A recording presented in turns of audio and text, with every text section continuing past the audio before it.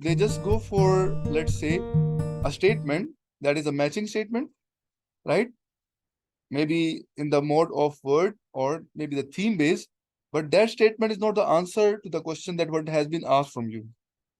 Similarly, if it's the match or the given statement, maybe, but either word based or theme based, but it's a partial match, like maybe 60% of the information, 70% of the information, or 90% of the information given in the text will be matching from the statement. So again, it's a common error. It's not the answer. But the right one would be either word based or the theme based, right? It would be matched to the we can say text option will be matched to the option, the text one, and its answer to the question. Normally, the answer will be highly paraphrased. So in the rule of elimination, we may find different challenges. The first one, in the part you can see either it's a match, but not the answer, either it's a partial match, or in the case we have answer, it's exactly match and it's answer to the question. Mostly we have a paraphrase statements in here. What I mean by that, I'll explain you when we do the question. So we can see that the kind of challenges you can expect in reading part B. Let's say if the question type is what is the purpose of this text? What is the purpose of this email? What is the purpose of this brochure? And so on. If you have this type of question, normally, not you can say necessary, but maybe 80% of the time, you may have answer in the topic sentence, like the first two sentences, or the conclusive sentence. Okay. Okay.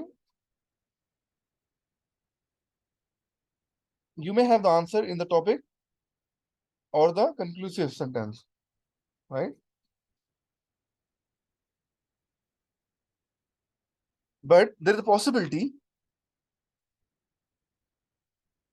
that we need to see, we may have the distractor maybe given in the topic sentence and the answer is in the conclusive sentence. So even you can find the, you can say statements in topic or conclusion, still there's a possibility that you have to go for the elimination method to select the best one out. But in order to save the time, most of the time, the purpose type of paragraph, most of the time is in the first two line or the last two line. However, still you have to be vigilant. Okay.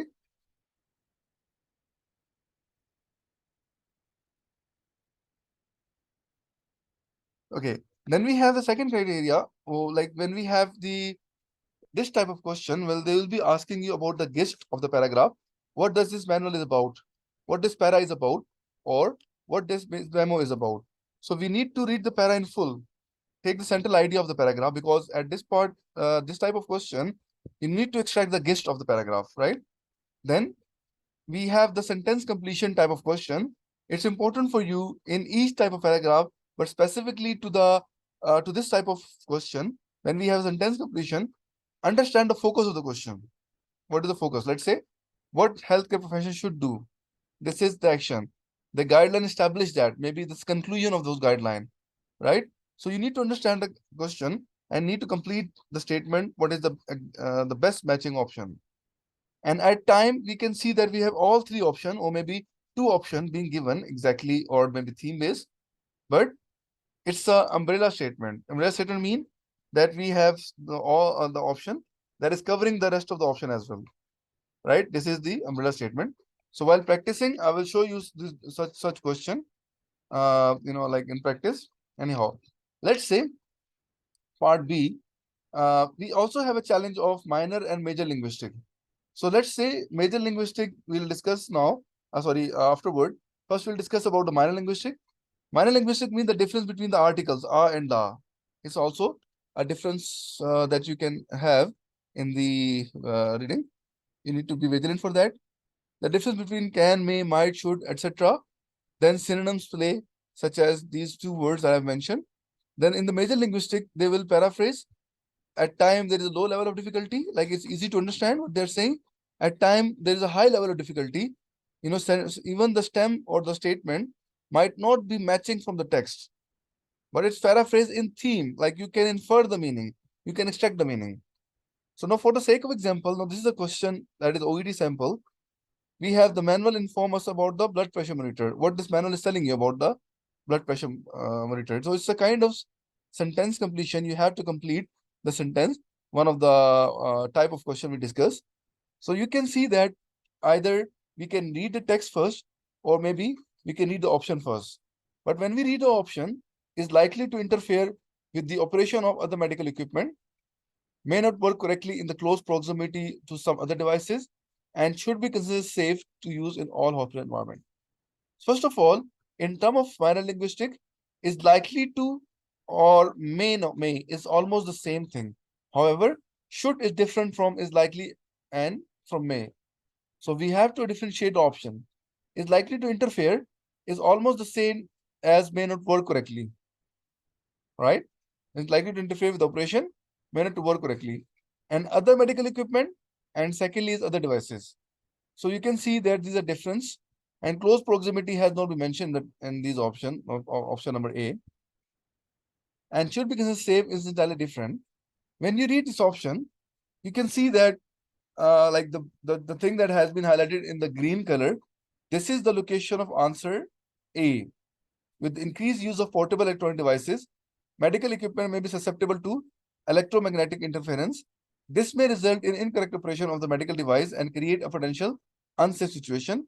So, but here, like the question, as I mentioned, that the option has been there.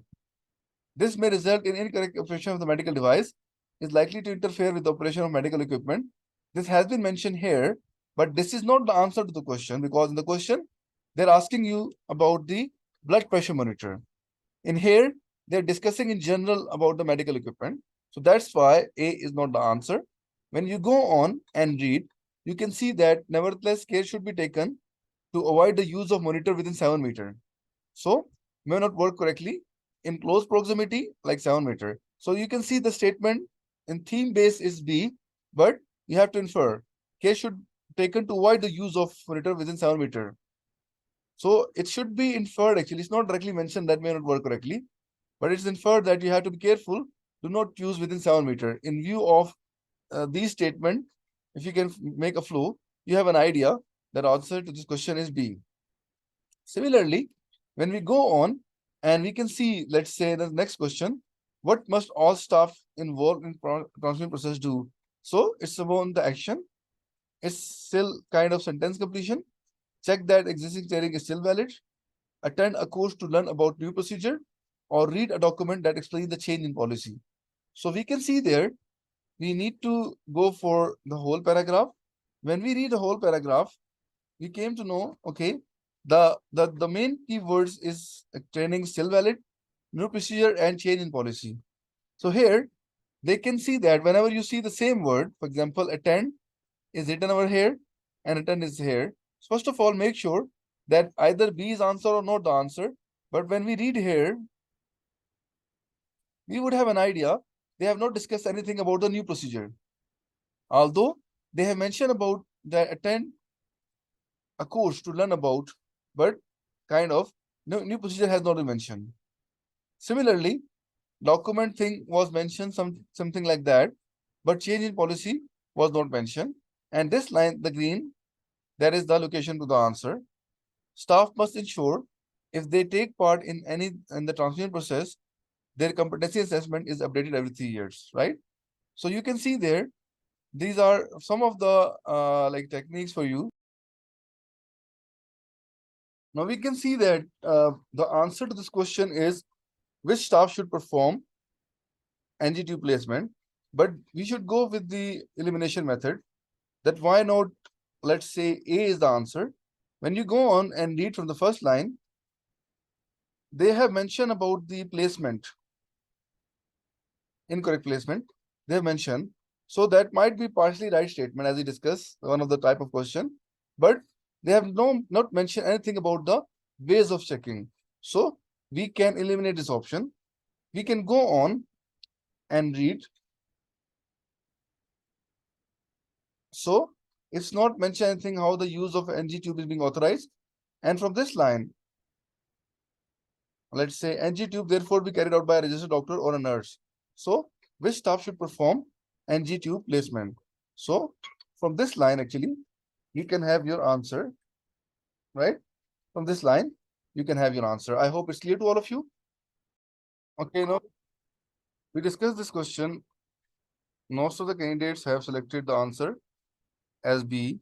That is basically the right answer. But to make it sure the how is right answer, why not C is the answer? Like first of all, the wrong location to the statement was mentioned. Sorry, over here, the healthcare professional should wait until the chaperone has left the room, or unless the patient specifically requests. So this was mentioned in the last line, unless the patient, but unless and above all else, there are two different words. Number one. Number second thing is, if you can read this line, but it always not the case that chaperone is required. From this line, it is often a question of using professional judgment to assess an individual situation, right? So from this location, we can have our answer. Is it clear to all of you? You can see it is often a question of using professional judgment to assess an individual situation. So evaluate the need for a chaperone on a case-by-case basis. From this line, we have an answer. So even the first, like the respect of the wishes of the patient above all else can be negated from this line. I hope it's clear to you. Okay, so you have selected involve the patient in their decision. I would like to ask you, why not C? Why not C is the answer? Or we have to negate C because at times this is a common error. At times students select B as answer. So I'd like to explain you how B is not the answer. Consider the cost of any change in treatment.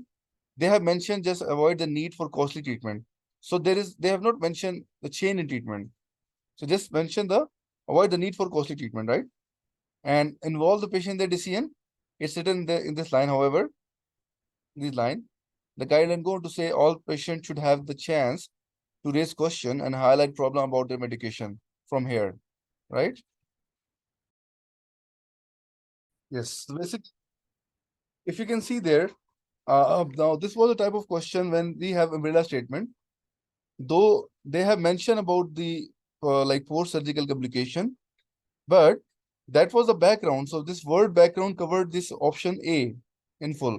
And from this line, it is therefore recommended the post-operative patient have now continuous monitoring instead of spot check. So from the word background, basically that covered the option A. Though option A is also mentioned, they're asking about the purpose of email. As I mentioned, the purpose mostly will be in the first two line or the last two lines. So we have the answer in the last two line, right? But still you have to make to read the paragraph in full. So the word background covered this whole statement A. That was the post-surgical completion being mentioned. And we have the background for to change in patient care, right? Is it clear to you? So to discuss this one, they write the C is the answer, but let's negate the option. Let's say how B can be negated should make sure that all word cupboards are kept together. So the control drug cupboard key should be kept separately from the main body of the key. So we can negate the option B from here. And the key of control cupboard are responsible to the nurse. This may be passed to a registered nurse in order to form the carry. So option A is not been mentioned anywhere. In the last line, you can read there, if necessary, the nurse in charge should arrange for the keys to be held in a neighboring ward or a department by the nurse in charge there. So can delegate responsibility of the curb keyboard into another ward. B is not the answer. You can say the reason is, as I mentioned, that it should be written that separately, not together. That's why B is not the answer, right? And regarding the A, they have not mentioned anything that must supervise. It's compulsion. The opening of control board, that's not mentioned anywhere that he has to supervise the opening of the control board, right? I hope it's clear to you. This is the answer. Give a valid reason for conducting it. So show all relative opportunity decline it. Only raise the subject after the death has occurred. So we need to negate the option. Like how can we negate option C? So reading from here, a senior member of clinician team, preferably the consultant, should raise the possibility of post-mortem examination with the most appropriate person to give consent. The person conducting will need an explanation of the reason of post-mortem examination and with hopes to achieve. That is your valid reason. The first approach should be made as soon as it's parent for a post-mortem examination may be desirable, as there is no need to wait until the patient has died, right? So we can negate option C. Married relatives are more prepared for consenting procedure if they have had time to think about it beforehand. So we cannot say anything that allow all relatives to decline. It's not mentioned. Give valid reason mentioned in the first few lines, right? I hope it's clear. They're asking you the purpose is not about the incinerator. What is the purpose of that? The answer to this question is A, but let's say give guidance on certain safety procedure is being mentioned over here. Uh, let's say from this slide, it is not recommended that operator short and maximize waste as this is potentially hazardous. It's not related to the question. That's why we cannot have the answer B, right? As you have selected answer B as an answer, give guidance on certain safety procedure. It should not be the answer because you can see it is not recommended that operator sorts and mixes waste prior to the incineration as it's potentially hazardous. So it might not be the answer to the question. So overall, if you can see, read the first line, a material with high fuel values, such as plastic, paper, card, and dry textile will help maintain high incineration temperature. So the main agenda is about the high incineration temperature maybe. So when you go on, if a possible, a good mix of waste material should be added with each bag. Now we can read this line. This, if possible, some plastic should be added with each batch of waste as this burned at high temperature. So they're talking about the maximize its efficiency. The purpose of this incinerator is to help maximize its efficiency. How is that? You can see that material with high fill values burn at high incineration temperature. And if you add plastic waste material together, it will burn with high temperature. So ultimately, we have the high inefficiency. Okay. I hope it's clear to you. You're right. The answer this question is A, as they have not mentioned anything about the B and they have not mentioned patient conditions should be settled. So these are some statistics that we mentioned over here. So from these stats, there are more benefit of using the bed rails. That's why it's A. For example, there are a total of 11 deaths from the patient fall, and only 1 or 2 deaths just because of bed rail entrapment. So our benefit outweigh the dangers, right?